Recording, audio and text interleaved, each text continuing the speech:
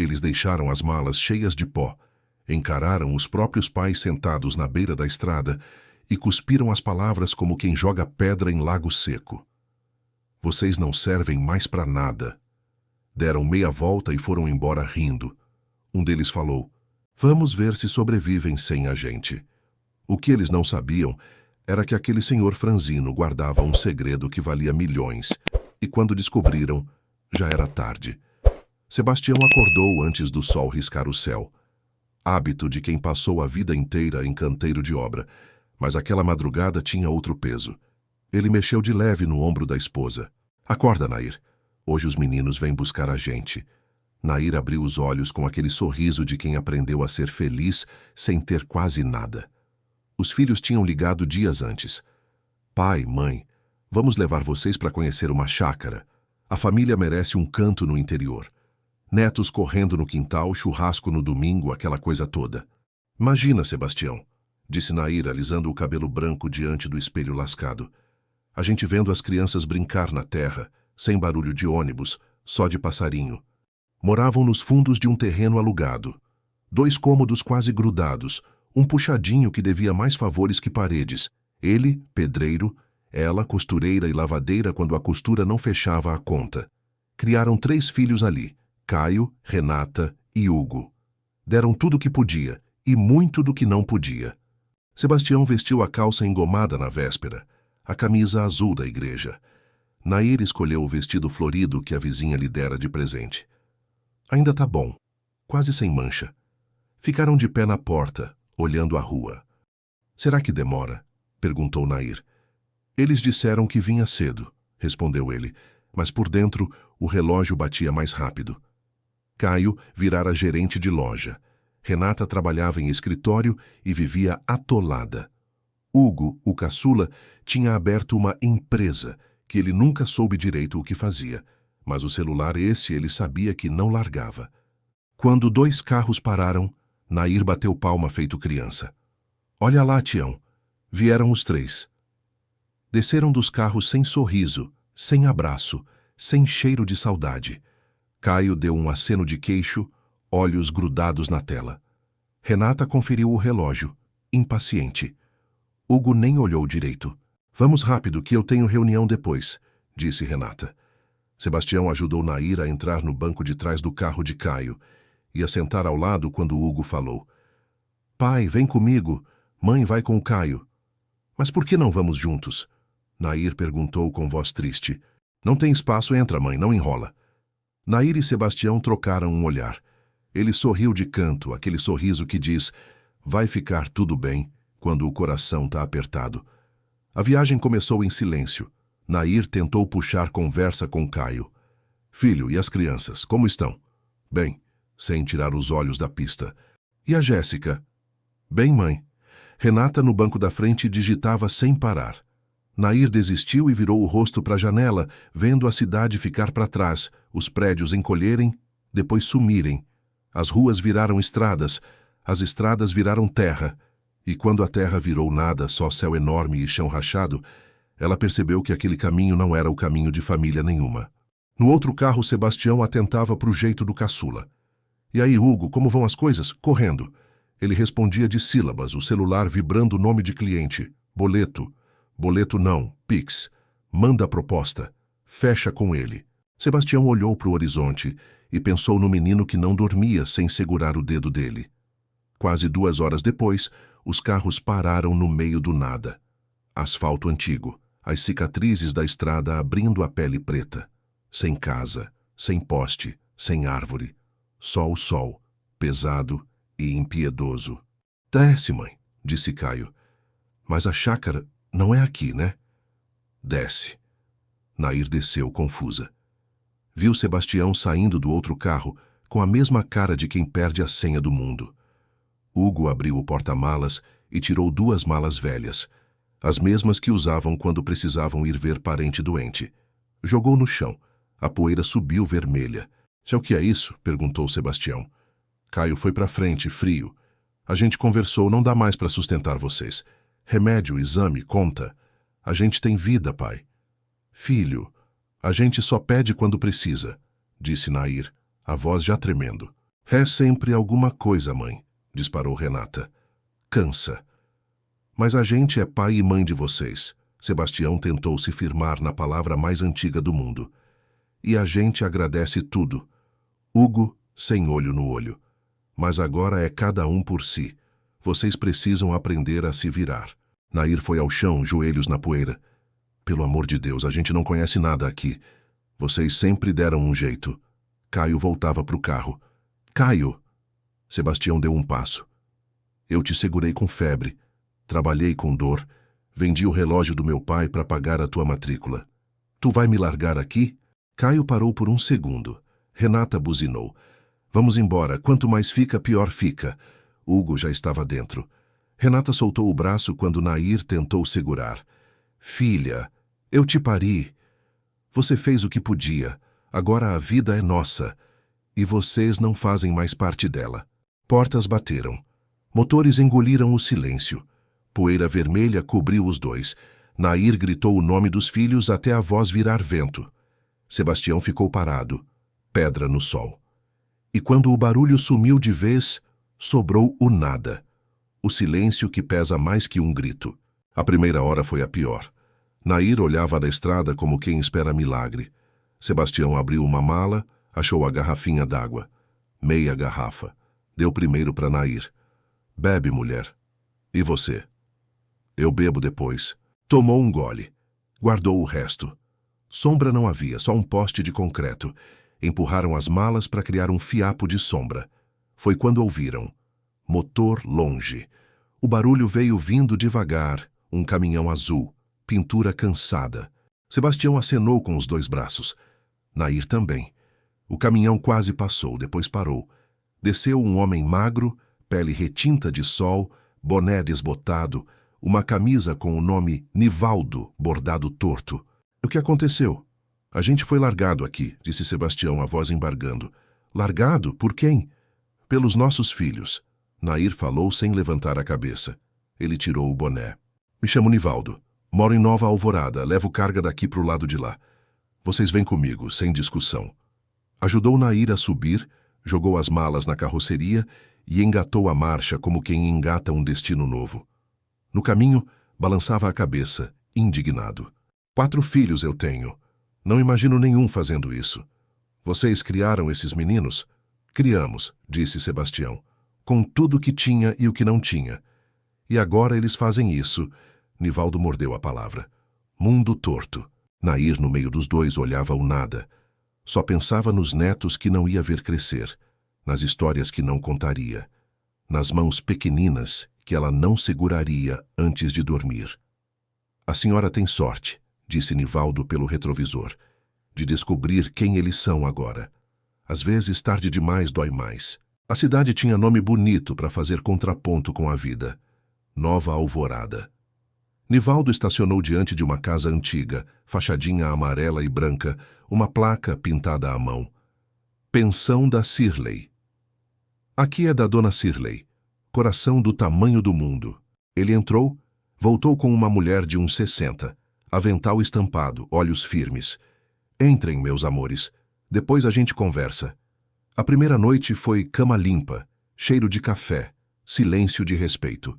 De manhã, pão morno, bolo simples, leite com nata. À mesa, 3 hóspedes. Um mecânico chamado Ambrósio, uma moça de farmácia, Paula, e um estudante de logística, Zeca. Fiquem quanto precisarem, disse Sirley. Aqui ninguém fica na rua. Dona, a gente não tem como pagar. Sebastião quase sussurrou. Quem falou em pagar? Sirley encheu o prato dele com cuscuz. Se quiserem ajudar com uma coisinha ou outra, ótimo. Se não, ótimo também.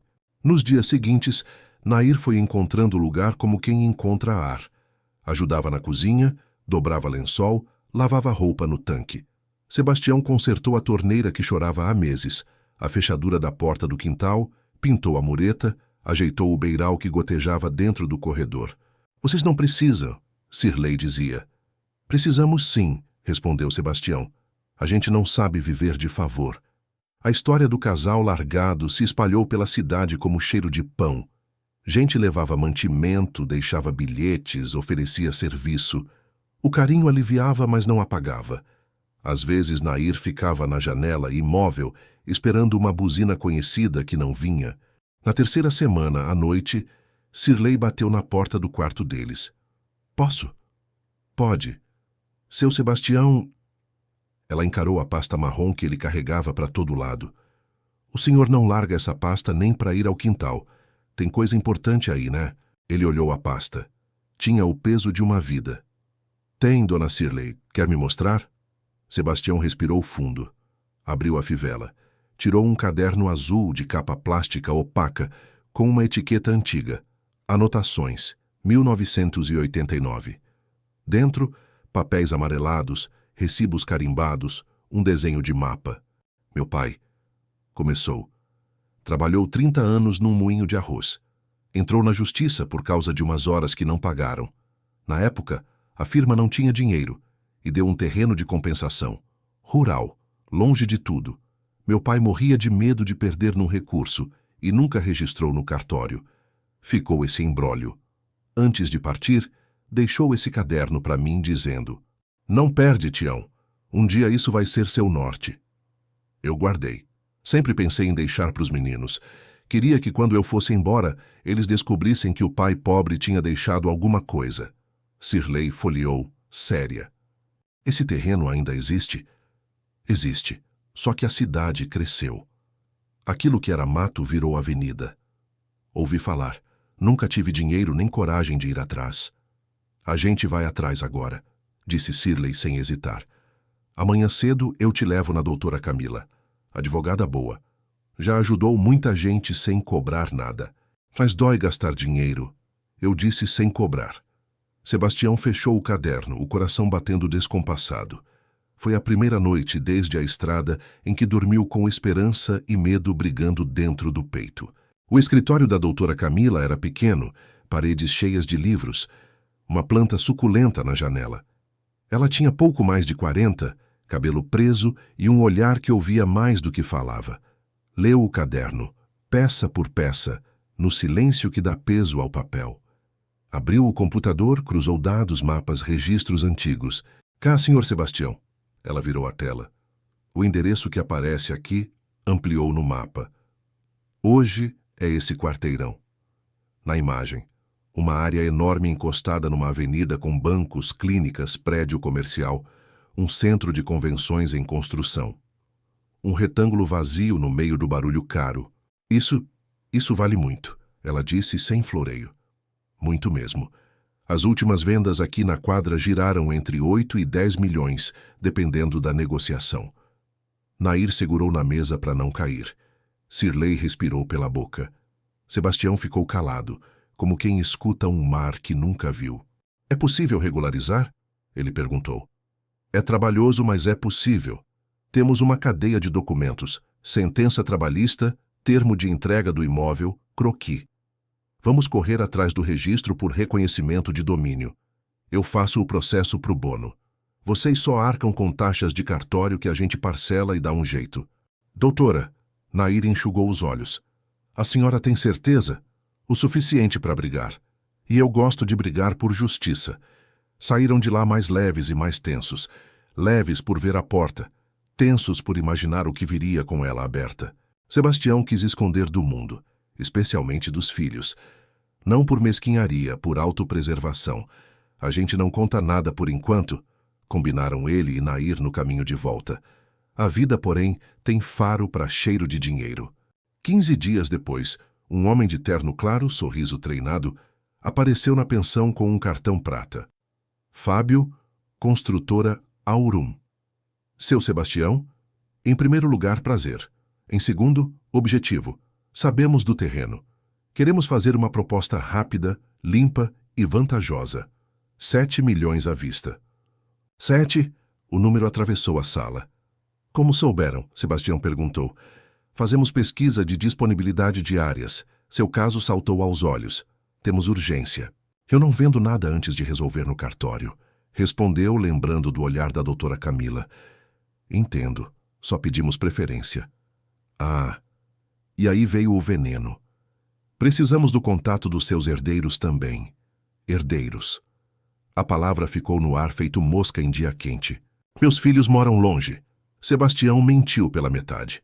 Não tenho contato. Sem problema. A gente encontra. Ele deixou o cartão e uma sensação de tempestade se armando. Encontraram, é claro. Investigador particular, redes sociais, cadastro em banco de dados. 3 dias depois, Caio, Renata e Hugo sabiam que o pai e a mãe tinham, de repente, um mapa do tesouro com X bem grande. No fim da tarde do 4º dia, 3 carros pararam diante da pensão. Presentes nas mãos, flores, caixas, um bombom chique, cara de arrependimento rápido.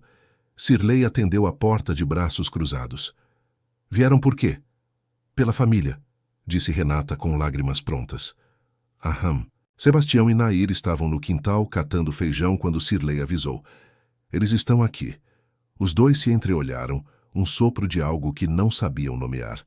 Entraram, os filhos enfileirados, como em foto de formatura às avessas. Pai... Caio abriu os braços. Sebastião deu um passo para trás. Sentem, por favor, longe. Renata foi em direção à mãe. Mãe, me perdoa. A gente se confundiu. Nair também recuou.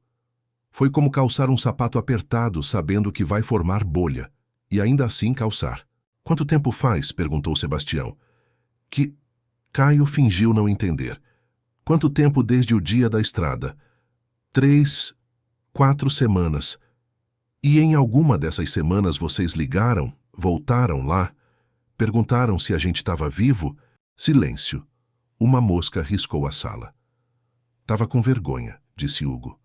Vergonha tem as pessoas quando percebem o erro, atalhou Sirlei.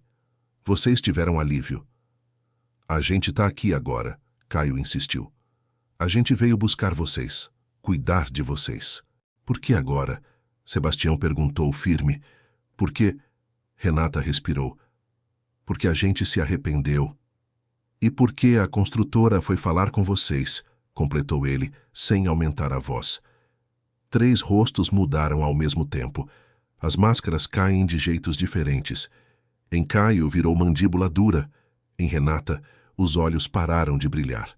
Em Hugo, o celular parou na mão. Como o senhor sabe? Porque eu não sou bobo, respondeu Sebastião. E porque eles vieram aqui também. Pai, Caio tentou. Isso não muda que a gente... Muda tudo, cortou Nair. Se não fosse o terreno, vocês teriam voltado? Renata abriu a boca. Fechou. Não conseguiu dizer sim sem engasgar na própria saliva. A gente errou, disse Hugo. Mas dá para consertar. Vamos dividir. O terreno vale muito. Tem para todo mundo.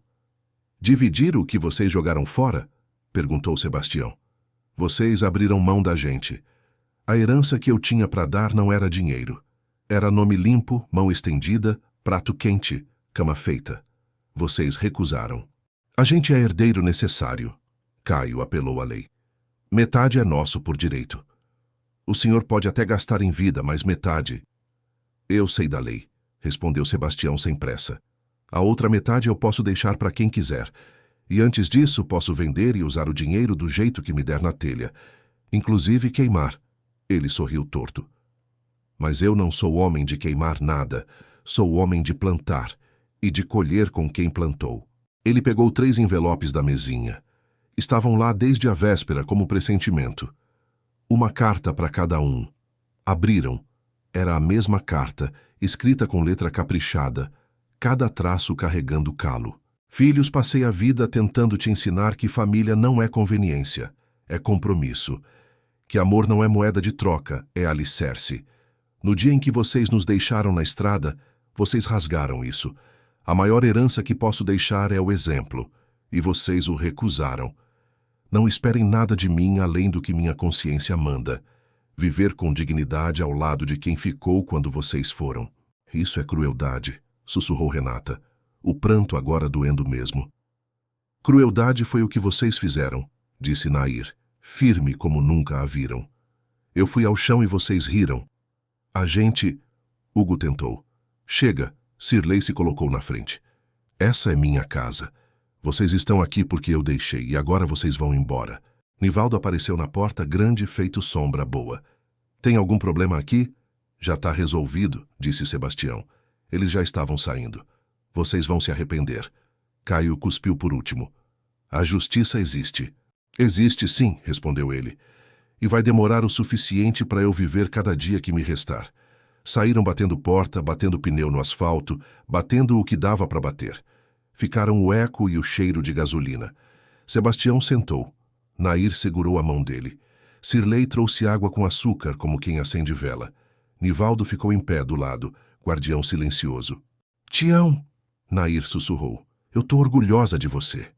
Eu só disse a verdade, ele respondeu. E pela primeira vez, desde o abandono, a paz visitou a sala. 4 meses de despacho, certidão, cartório, retorno, volta amanhã, faltou o carimbo, já assina aqui. A doutora Camila segurou o rojão com sorriso curto e técnica longa. Um dia qualquer de manhã ligou. Saiu. Eles foram ao escritório como quem vai à maternidade. Camila pousou no balcão o documento com o brasão do Estado, preto no branco. O terreno era deles. O que a gente faz agora? Perguntou Nair com a folha tremendo na mão. Agora vocês decidem. 2 dias depois, Fábio, o da construtora, voltou com outra proposta, empurrado pela fome do mercado. 9 milhões, à vista. E a gente faz uma homenagem na praça, se quiserem, Parque Sebastião e Nair. A praça vocês fazem se quiserem, ele respondeu. O restante eu vou pensar. Pensou à noite no banco do quintal da pensão. Nair ao lado, Sirlei ajeitando as samambaias, Nivaldo contando o caso de Estrada. Pensou em quem ficou e em quem foi. Em quem segurou a mão quando doeu. Eu sei o que a gente vai fazer, disse. Chamaram todo mundo para a sala no dia seguinte. Sirlei, Nivaldo, Ambrósio, Paula, Zecas, a doutora Camila. A mesa da pensão virou mesa de conselho. A gente vai vender, começou Sebastião. 9 milhões, e já sabe para onde vai cada pedaço. Nair abriu o caderno azul. Não por superstição, por respeito. Primeiro 1 milhão para dona Sirlei, ela disse. Eu não posso aceitar. Sirlei começou a chorar. Pode. Nair sorriu. A senhora deu casa quando a gente não tinha chão. 500 mil para o Nivaldo, completou Sebastião. Porque ele parou. Eu só fiz o que eu tinha que fazer. Nivaldo limpou os olhos com o avesso da mão. Às vezes fazer o que tem que ser feito vale uma fortuna, disse Camila. 2 milhões vão virar acolhimento, anunciou Nair. 1 milhão para a instituição que cuida de idoso abandonado aqui na região. O outro 1 milhão é para levantar uma casa nova Alvorada, para quem não tem para onde ir. E o resto? Zeca perguntou tímido. O resto é para viver, respondeu Sebastião. Uma casinha boa, simples. Uma reserva para o remédio, para a estrada, para a fruta doce, para a viagem que a gente nunca fez. E para ajudar quem aparecer no caminho. Assinaram os papéis. Fábio transferiu o valor, a doutora Camila conferiu cada vírgula. Não teve fita de inauguração naquele dia, mas teve abraço, lágrima guardada e risada libertada. Compraram uma casa térrea, 3 quartos, quintal com pé de goiaba e um banco de cimento onde cabiam conversa e silêncio. Nair plantou manjericão e alecrim, Sebastião pendurou a rede. Sirlei reformou a pensão. Telhado novo, azulejo claro, cozinha ampliada. Virou referência. Ninguém era mandado embora por não poder pagar. Nivaldo comprou um caminhão mais novo. Não parou de trabalhar, só passou a parar mais. Virou socorro ambulante de quem precisa na estrada. A casa nova Alvorada levou 12 meses para ficar pronta. Portão azul, varandas penduradas de buganvílias, 20 camas e uma cozinha, que não deixava ninguém ir dormir de estômago vazio. Nair e Sebastião iam toda semana. Levavam bolo, escutavam histórias, devolviam dignidade sem discurso. Dos filhos vieram ecos. Caio tentou antecipar herança na justiça. O juiz negou. Renata mandou carta pedindo perdão e no pós-escrito, se puder adiantar algum, as crianças precisam. Sebastião não respondeu. Hugo sumiu, novos sócios, novas desculpas. 2 anos depois, numa tarde de céu limpo, Nair regava as pimenteiras quando uma moça ficou parada no portão com uma criança no colo. A moça tinha olheiras mansas e um medo polido na postura. Dona Nair, eu sou a Bruna. Hesitou. Fui casada com o Caio, este é o Otávio. Nair reconheceu o queixo do neto. O mesmo queixo do filho quando era menino e fazia bico para comer jiló. Eu não tenho direito de pedir nada, disse Bruna. Só precisei vir, porque eu me separei. Porque ele ficou um homem que eu não reconheço. E porque eu queria que o meu filho conhecesse os avós que são gente. Sebastião apareceu, o pano de prato ainda no ombro. Ele sabe que você veio? Não, e não pode saber. Nair abriu o portão. Entra, café tem sempre. A tarde se esticou. Bruna contou pedaços, não por fofoca, mas por higiene da alma.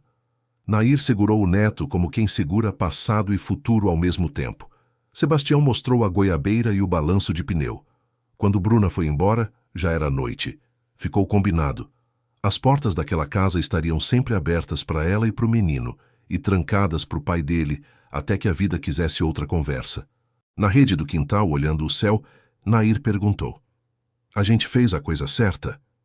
"A gente fez a única que deixa a gente dormir", disse Sebastião.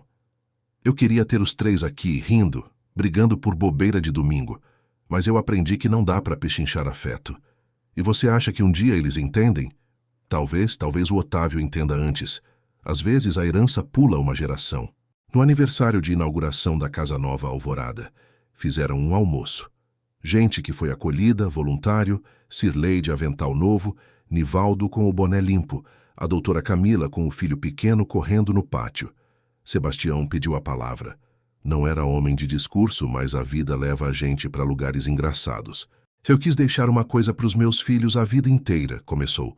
"E durante muito tempo achei que era dinheiro. Dinheiro compra remédio, casa, estudo. Dinheiro compra coisa.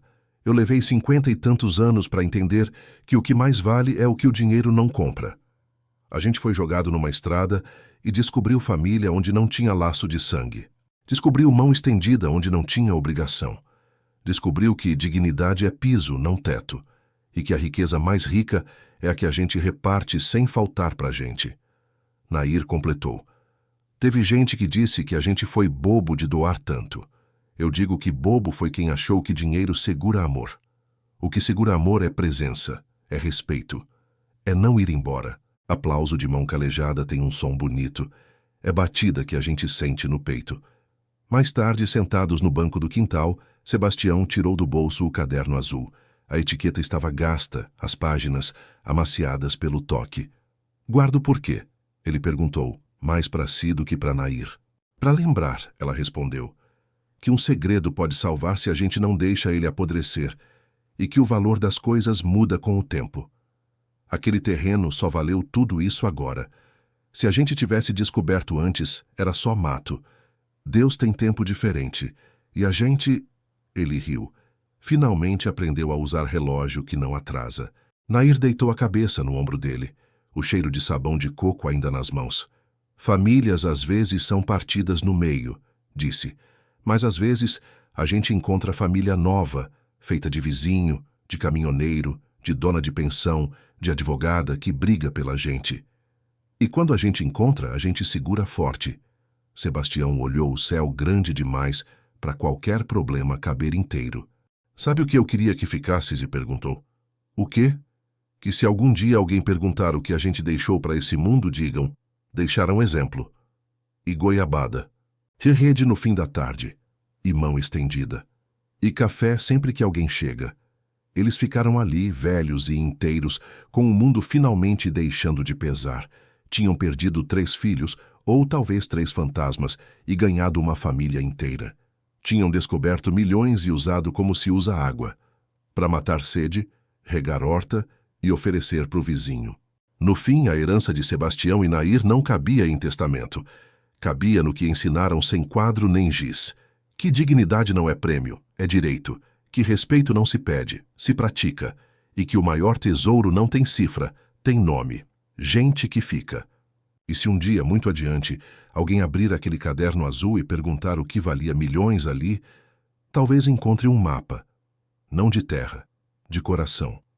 Onde um X marca o lugar exato onde 2 pessoas largadas no nada escolheram recomeçar do jeito mais caro que existe, com amor.